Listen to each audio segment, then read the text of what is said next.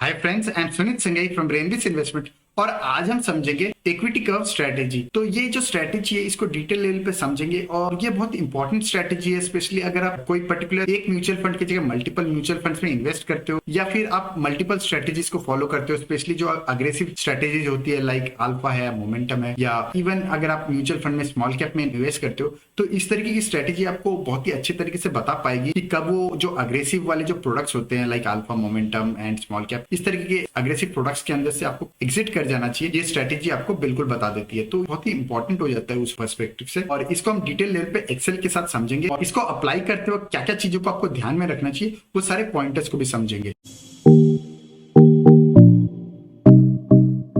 तो सबसे पहले इक्विटी कर्व स्ट्रेटेजी क्या होती है थोड़ा सा समझ लेते हैं। तो यहाँ पे मैंने एक एग्जांपल के तौर पे लिया है कि मान लो कि आपके पास मंथली डेटा है 3 जुलाई 2017 की, 1 अगस्त 17 की, इस तरीके से डेटा है आपके पास। और मैंने एक म्यूचुअल फंड का एग्जांपल लिया है यहाँ पे, तो उसकी नैव वैल्यू हर दिन की मिल गई यहाँ पे। तो आप देखो 3 जुलाई से लेके 1 अगस्त 2017 के बीच में इसकी नैव वैल्यू 44.8 से इंक्रीज होकर 46.4 हुई, यानी 3.6% का प्रॉफिट हुआ, राइट। और वहीं अगर मैं इसका क्यूमुलेटिव करता हूँ तो क्यूमुलेटिव किस तरीके से होगा, जिस तरीके से हमने पीएनएल निकाला एवरी मंथ ऑन मंथ किस तरीके का परसेंटेज ग्रोथ रहा है इन टर्म्स ऑफ पॉजिटिव या नेगेटिव जो भी है, जैसे 3.6%, 1.6, 5.3%, 6.7%, इस तरीके से कुछ नेगेटिव मंथ्स भी है, जैसे कि 1 फरवरी 2018 को ये कंपेयर टू जनवरी 2018 -2.4% का रिटर्न दिया। तो ये क्यूमुलेटिव रिटर्न्स हमने फिर कॉलम क्यूमुलेटिव पीएनएल में निकाला, जैसे कि पहला एंट्री हमारा 3.6 हो गया, सेकंड एंट्री में 3.6 प्लस 1.61 वो 5.21 हो गया। इस तरीके से हमने क्यूमुलेटिव फिगर निकाल ली। तो इस तरीके से ये जो क्यूमुलेटिव पीएनएल है इसे हम इक्विटी कर्व ड्रॉ करेंगे। कैसे रहेगा कि हम ये जो क्यूमुलेटिव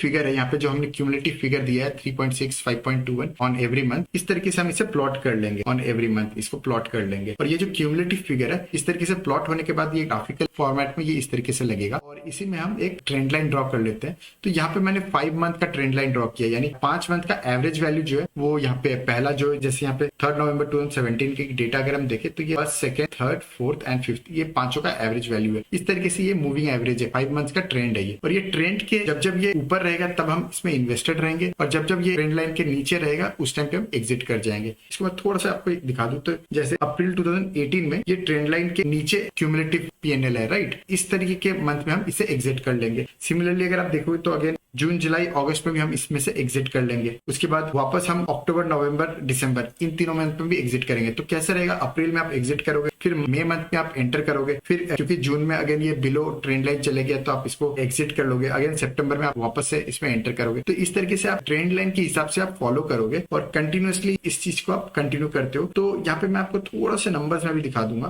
ये अलग अलग पोजिशन है जहाँ पे आप इस स्ट्रेटेजी के अंदर से निकल जाओगे। तो इससे बेनिफिट क्या होता है, तो इससे आप देखोगे कि ये जो पर्टिकुलर जो पॉइंट्स है इस तरीके यहाँ पे इसके रिटर्न्स जो है नीचे की तरफ आए हैं। और वहीं अगर आप इस तरीके से उस पॉइंट पे अगर आप एग्जिट कर गए होते तो आपको एक्चुअली फ्लैटिश रिटर्न्स मिलेंगे। इस तरीके के फेज में फ्लैटिश रिटर्न्स रहेंगे और 2-3 मंथ। तो बेसिकली आपके ड्रॉडाउन्स कम रहते हैं और ओवरऑल रिटर्न्स आपके बेटर निकल के आते हैं। तो जैसा हमने ट्रेंड लाइन से देखा तो जो ट्रेंड लाइन है उसी को हम इक्विटी कर्व कहते हैं। और इक्विटी कर्व का सबसे बड़ा बेनिफिट क्या है, बड़ा बेनिफिट है कि काफी जो स्ट्रेटेजीज होती है, जैसे कि आप स्मॉल कैप म्यूचुअल फंड में इन्वेस्ट करते हो या फिर मोमेंटम स्ट्रेटेजी के अंदर जैसे यूटीआई निफ्टी 200 मोमेंटम 30 तरह का इंडेक्स फंड है, या आप खुद का भी कोई मोमेंटम स्ट्रेटेजी यूज करते हो या अल्फा स्ट्रेटेजी यूज करते हो, तो इस तरीके की जो स्ट्रेटेजी होती है ना उसमें बहुत ज्यादा वोलेटिलिटी होती है और काफी ज्यादा वो अंडर परफॉर्म भी करते हैं for some short span of let's say 6 months और 1 ईयर। तो उस तरीके के स्पैन में ना इस तरह की स्ट्रेटेजी जो है आपको उस पर्टिकुलर स्ट्रेटेजी से आपको बाहर निकाल लेती है, कैश पोजीशन पे ले आती है। उससे आपके ड्रॉडाउन्स कम होते हैं और ओवरऑल आपके रिटर्न्स बेटर निकल के आते हैं। तो ऐसे पोजीशन में इक्विटी कर्व स्ट्रेटेजी जो है काफी बेनिफिशियल भी होती है। इसका सबसे खास बात ये होती है कि जैसे मैंने कहा कि इस तरीके की इक्विटी कर्व अगर आप ड्रॉ करके स्ट्रेटेजी के अंदर आइडेंटिफाई करते हो तो आपको पता चल जाता है किस टाइप पे आपको स्विच ऑफ स्विच ऑन करना है। बेसिकली कब आप उस स्ट्रेटेजी के अंदर एंटर करोगे और कब आप एग्जिट कर जाओगे, वो बेसिकली रूल बेस्ड होता है। एंड अगेन अगर आप एग्जिट भी नहीं करना चाहते कंप्लीटली तो आप अपनी पोजीशन को ओवरऑल इंक्रीज या डिक्रीज कर सकते हो। लेट्स से कि आप एक लार्ज कैप और स्मॉल कैप दोनों का पोर्टफोलियो बनाते हो तो वहां पे लार्ज एंड मिड कैप के अंदर आप बेटर एलोकेशन ले लेते हो और स्मॉल कैप में एलोकेशन कम कर देते हो। इस तरीके की स्ट्रेटेजी है, ये थोड़ा बता देता है आपको, हिंट दे देता है किस तरीके से आपको ओवरऑल स्मॉल कैप के अंदर या कोई पर्टिकुलर स्ट्रेटेजी के अंदर एग्रेसिव स्ट्रेटेजी के अंदर इस तरीके से कॉल लेनी चाहिए। एक्सेल पे चलते हैं और एक लाइव डेटा के साथ, रियल डेटा के साथ हम देखते हैं किस तरीके से इसको हम अप्लाई करते हैं। तो यहाँ पे अगर हम एक्सेल में देखें तो यहाँ पे मैंने एसबीआई स्मॉल कैप का 2017 जुलाई से लेके 2022 जून तक का डेटा लिया है। यहाँ पे एवरीडे की नैव वैल्यू है, तो एवरीडे नैव वैल्यू पे यहाँ पे हम स्टेप बाय स्टेप देखेंगे किस तरीके से हम इसके इक्विटी कर्व स्ट्रेटेजी के अंदर इसको यूज कर सकते हैं। तो एवरीडे की नैव के हिसाब से मैंने पीएनएल निकाली है, यानी कि 4 जुलाई को 45 का नैव है और वहीं 3 जुलाई को 44.8 का नैव है। तो 4 जुलाई को हमारा प्रॉफिट कितना होता है 0.46%। तो ये सिंपली एक एक्सेल के फॉर्मूले में आ जाता है। तो सिमिलरली हमने पूरे के पूरे एंट्रीज के अंदर यहाँ पे निकाल लिया कि पीएनएल एवरीडे का क्या है। उसके बाद हमने क्यूमुलेटिव पीएनएल निकाला। जैसा मैंने इनिशियली एक्सप्लेन किया, क्यूमुलेटिव पीएनएल बेसिकली आपको एवरीडे का जो 4 जुलाई की अगर हम बात करें तो 4 जुलाई को 0.46% का प्रॉफिट प्लस ओल्ड प्रॉफिट कुछ था नहीं क्योंकि हमारा ये डे 1 था, तो 0.46 होता है। वहीं डे 2 यानी 5 जुलाई को अगर हम देखें तो 0.46 जो यहाँ पे है plus 0.63, these are the two fields और इसका टोटल वैल्यू हो जाता है 1.09। तो टोटल इस तरीके से आ गया। सिमिलरली 6 जुलाई की बात करें तो 0% का प्रॉफिट है, तो टोटल 1.09 हो जाता है। सिमिलरली 7 जुलाई को 0.13% का प्रॉफिट है, तो 0.13 प्लस 1.09 टोटल 1.22% का प्रॉफिट है। इस तरीके से हमने क्यूमुलेटिव पीएनएल निकाल लिया पूरा का पूरा एंट्रीज का, राइट। आई होप यहाँ तक आपको समझ में आ गया। ये चीज बहुत सिंपल है। पीएनएल आपने एवरीडे का निकाला प्लस क्यूमुलेटिव पीएनएल निकाला। अब आ जाते हैं कॉलम ई पे। तो कॉलम ई की अगर हम बात करें तो यहाँ पे हमने 50 डे मूविंग एवरेज का प्लॉट किया है। तो ये जो 50 डे मूविंग एवरेज है ये हमने क्यूमुलेटिव पीएनएल का मूविंग एवरेज का प्लॉट किया है। तो इससे क्या होता है आपको यहाँ पे मैं सिंपल सा एक एग्जाम्पल दिखाता हूँ। तो ये हमारा 12 सितंबर की डेटा है। तो 12 सितंबर को हमने इसका प्लॉटिंग किया है। तो जस्ट टू हाईलाइट दिस, तो यहाँ पे हमने 12 सितंबर की क्यूमुलेटिव पीएनएल निकाला। तो ये बेसिकली हमारा डे 2, क्योंकि हमारे पास इसके पहले के डेटा की 50 डेज की एवरेज नहीं है यहाँ पे, तो हमने वो कंसिडर नहीं किया। हमने 12 सितंबर की पहली डेटा मिली हमें जिसमें 50 डेज का मूविंग एवरेज है। तो ये 50 डे इज बेसिकली डे 1 से लेके डे 50 तक का। तो यहाँ पे हमारा 50 डे का मूविंग एवरेज 2.82% जो है ये बेसिकली 50 डे का एवरेज क्यूमुलेटिव पीएनएल का है। आई होप यहाँ तक चीज समझ में आ गई है। और इसको निकालने का बहुत सिंपल सा चीज है। एवरेज फॉर्मूला जो है उसी को हम डे 2 से लेके डे 51 यानी 8.1% यहाँ तक हम डेटा लगाएंगे तो हमें एवरेज वैल्यू मिल गई 2.82। सिमिलरली हम एवरी डे पे इसको एक एक दिन फॉरवर्ड करते जाएंगे 2.91, 3.07, इस तरीके से हमें 50 डे का एवरेज मिल जाता है क्यूमुलेटिव पीएनएल का। अब यहाँ पे चीजें थोड़ी इंटरेस्टिंग हो जाती है। अब हमने कंडीशन लगाई है जिससे हम आइडेंटिफाई कर पाएंगे कि हमें स्विच ऑफ करना है या स्विच ऑन करना है, यानी ये स्ट्रेटेजी को, जो स्ट्रेटेजी आप फॉलो कर रहे हो। जैसे यहाँ पे मैंने एसबीआई स्मॉल कैप लिया है, तो एसबीआई स्मॉल कैप पे हमें कंटिन्यू करना चाहिए या एग्जिट कर जाना चाहिए, इसकी कंडीशन लगाई है। कंडीशन बहुत ही सिंपल है। अगर आप यहाँ पे देखोगे तो if E51 less than D51, this is the first one. यहाँ पे मैं हाईलाइट कर देता हूँ आपको। E51 यानी 50 डे का moving average, is it less than 8.1% और नॉट। अगर ये लेस देन 8.1% है इस चार्ट के हिसाब से, अगर हम देखें यहाँ पे, तो if the moving average is below the curve line, right, तो उस केस में क्यूमुलेटिव कर्व लाइन है ये, तो क्यूमुलेटिव कर्व लाइन के नीचे है तो हम एग्जिट कर जाएंगे यानी ऑफ। सिमिलरली यहाँ पे अगर आप देखोगे तो 2.82 इस पे अगर हम देखें तो ये जो है ये चार्ट जो है, ये जो ट्रेंड लाइन है ये 50 डे का मूविंग एवरेज है और जो हमारा क्यूमुलेटिव वैल्यू है उसके नीचे होने से हम इसको ऑफ कर देंगे। और वही क्यूमुलेटिव वैल्यू जो है अगर अबव द ट्रेंड लाइन है तो उस केस में हम होल्ड करेंगे यानी म्यूचुअल फंड में कंटिन्यू रखेंगे इन्वेस्टमेंट, राइट। तो सिमिलरली क्योंकि हमारा cumulative PNL is higher than the trend line, जो मूविंग एवरेज है उससे ऊपर है, तो हम इस स्ट्रेटेजी में इन्वेस्ट करते रहेंगे if you see, and similarly ये कंटिन्यू रहेगा। और वहीं एक और एग्जांपल दिखा देता हूँ यहाँ पे। वहीं मैं एग्जांपल ले लेता हूँ, यहाँ पे 2 डेट ले लेता हूँ, यहाँ पे थोड़ा सा चीज समझाने में इजी होगी। तो यहाँ पे हम सबसे पहले ये वाली डेटा ले लेते हैं। तो यहाँ पे अगर हम देखें 31 जनवरी 2018 को, तो 50 डे का मूविंग एवरेज जो है उससे 32.05 यानी this is less than the 50 day moving average. अब क्योंकि क्यूमुलेटिव पीएनएल जो है 50 डे मूविंग एवरेज के नीचे आ गया है तो ये हमें एग्जिट बोल देता है, राइट। बट एक चीज आपको यहाँ पे समझनी चाहिए कि आपको 31 जनवरी 2018 को सिग्नल मिलेगा, लेकिन आप सिग्नल तो डे के एंड पे मिलता है, राइट। तो आप एग्जिट कब करोगे? एग्जिट करोगे आप 1 फरवरी को, ना कि 31 जनवरी को। इसीलिए हम स्विच ऑफ कंसीडर कर रहे हैं on 1 February 2018। This is very important. इसको मैं फिर से रिपीट कर देता हूँ। जब आपको 31 जनवरी को सिग्नल मिला, that came after the end of the day, क्योंकि आपने एंड ऑफ द डे आपको कैलकुलेशन करनी है, राइट। तो calculation end of the day जब आप करोगे तो आपको रियलाइज तो हो जाएगा कि स्विच ऑफ करना है, यानी आपको स्ट्रेटेजी से एग्जिट करना है, आपको म्यूचुअल फंड को एग्जिट करना है। बट आपको एंड ऑफ द डे अगर आपको पता चलेगा तो आप एग्जिट तो 1 फरवरी को करोगे, राइट।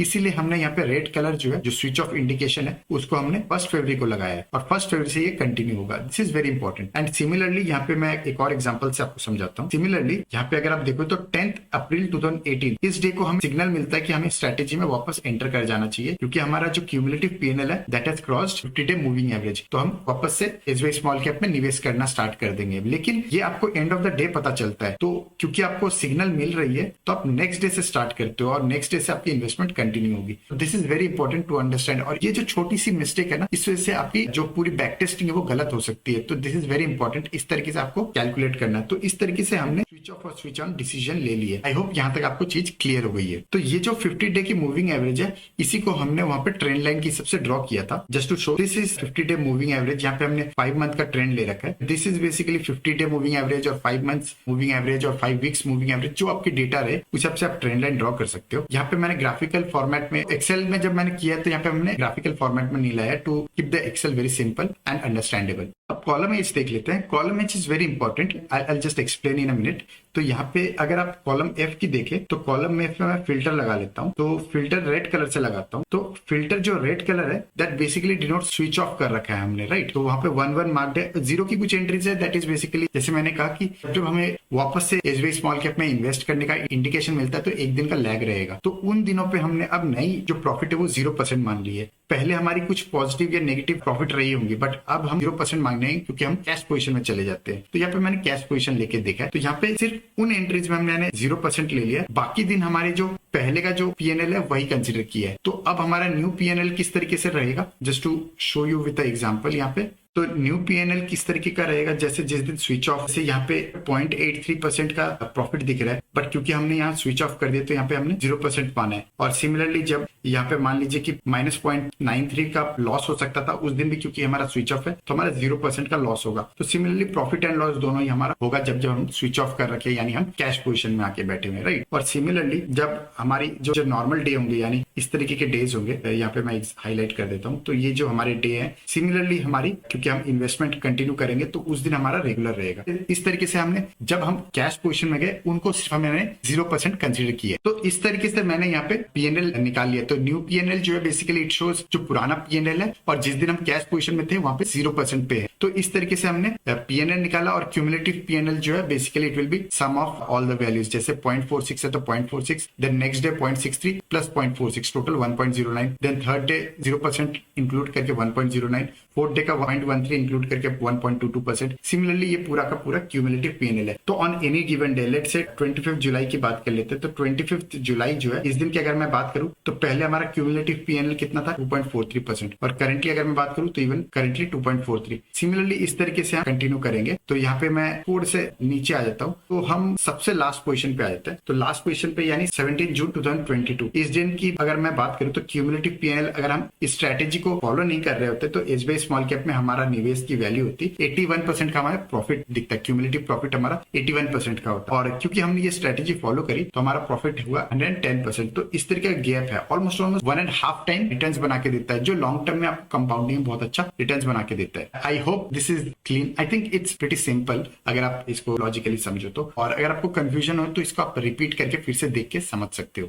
अब इक्विटी कर्व स्ट्रेटेजी की बात करें, जब आप अप्लाई कर रहे हो तो कुछ चीजों को आपको ध्यान में जरूर रखना चाहिए। तो पहला चीज ये है कि आप कोई भी स्ट्रेटेजी जो आपकी अल्फा हो, मोमेंटम हो या कोई स्मॉल कैप म्यूचुअल फंड हो, कोई भी हाई रिस्क स्ट्रेटेजी होती है, उसमें अगर आप फॉलो कर रहे हो, चाहे वो म्यूचुअल फंड हो या खुद का कोई बनाया हुआ स्ट्रेटेजी हो, तो आपको एक कर्व ड्रॉ करना है। आप मल्टीपल कर्व्स ड्रॉ करके डिसीजन मत लीजिएगा, आपको एक ही कर्व ड्रॉ करना है। क्योंकि इक्विटी कर्व का जो फंडा है ना, वो एक कर्व ड्रॉ करके डिसीजन लेने वाला होता है और चीजों को बहुत सिंपल रखना है। तो that's how it's very important कि आप एक कर्व ड्रॉ करो और डिसीजन लो कि आप कैश में आओगे या उसमें कंटिन्यू करना चाहिए स्ट्रेटेजी के अंदर। पहला चीज तो ये हो गया। दूसरा चीज ये है कि इक्विटी कर्व स्ट्रेटेजी जो है ना, ये ट्रेंड बेस्ड स्ट्रेटेजी है। यानी आप पिछले कुछ वीक या कुछ दिन या फिर कुछ मंथ का डेटा के बेस ट्रेंड के हिसाब से आप डिसीजन लेते हो और ये मान के चलते हैं हम कि जो ट्रेंड है ना वो कंटिन्यू करता है। और यूजुअली हमने स्टॉक मार्केट में देखा भी है कि कंटिन्यू करता है एक trend is actually your friend. तो इसलिए आपको इस तरीके की स्ट्रेटेजी को जो है ना, हाई वोलेटाइल, आपकी जो खुद की पर्सनल स्ट्रेटेजी है वो हाई वोलेटाइल होनी चाहिए, या फिर जो म्यूचुअल फंड है वो हाई वोलेटाइल है, वहीं पे इस तरीके की इक्विटी कर्व स्ट्रेटेजी बेनिफिट करती है। एग्जाम्पल के तौर पर जैसे मैंने कहा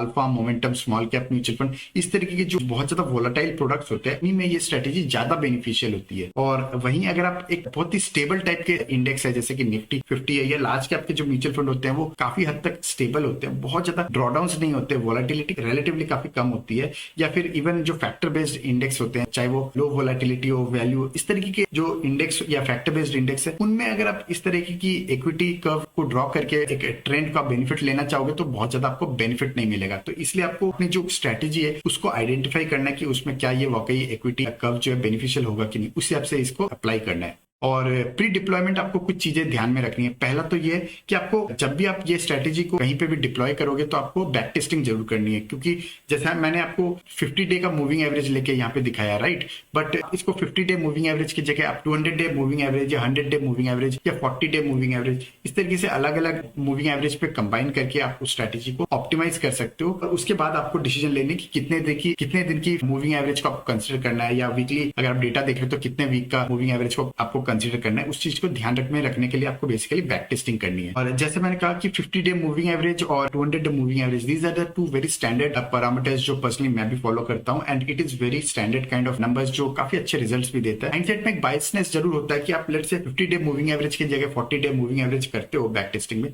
तो आपको वो स्लाइटली बेटर रिटर्न्स दिख सकता है। लेकिन अगर स्लाइटली बेटर रिटर्न्स है ना, तो आई वुड सजेस्ट कि आप 50 डे मूविंग एवरेज के साथ जाओ, क्योंकि जो बैक टेस्टिंग में बहुत ज्यादा गैप नहीं होता ना, तो उस केस में गोइंग फॉरवर्ड फ्यूचर में कोई गारंटी नहीं है कि 40 day moving average better performance देगा। तो बहुत ज्यादा अगर गैप नहीं होता ना, तो आपको 50 day moving average and 200 day moving average के साथ जाना चाहिए। और जैसे मैंने कहा कि ये जो मूविंग एवरेज है ना, चाहे वो 50 डे है 200 डे, इसकी जगह अगर बहुत ज्यादा एबनॉर्मली बेटर रिटर्न्स आपको कोई पर्टिकुलर मूविंग एवरेज से मिलता है, तो आपको फर्दर उसी को लेके आपको डिसीजन लेनी चाहिए। तो ये जो एक्सेल हमने यूज किया है पूरी एनालिसिस के लिए, इसको मैं टेलीग्राम चैनल है हमारा रेनबेस इन्वेस्टमेंट करके, उसमें शेयर करूंगा, तो आप चाहो तो वहां टेलीग्राम चैनल से आप ले सकते हो इस फाइल को। और अगर आप चाहते हो कोई पर्टिकुलर टॉपिक हम चैनल पे कवर करें, तो कमेंट सेक्शन में जरूर बताइएगा। That's all for today. तो थैंक यहाँ यू। पे मैं एक डिस्क्लेमर दे दूं, तो ये कोई बाई और सेल की रिकमेंडेशन नहीं है। ये बेसिकली लर्निंग पर्पस से वीडियो बनाई गई है, ताकि आप ये सीख सको कि एनालिसिस किस तरीके से करना चाहिए और किस तरीके से हमें अपने इन्वेस्टमेंट्स को देखना चाहिए। और अगर आपको यूजफुल लगे तो हमारा टेलीग्राम चैनल है रेनबेस इन्वेस्टमेंट, जिसको आप सर्च करके ज्वाइन कर सकते हो। That's all for today. Thank you.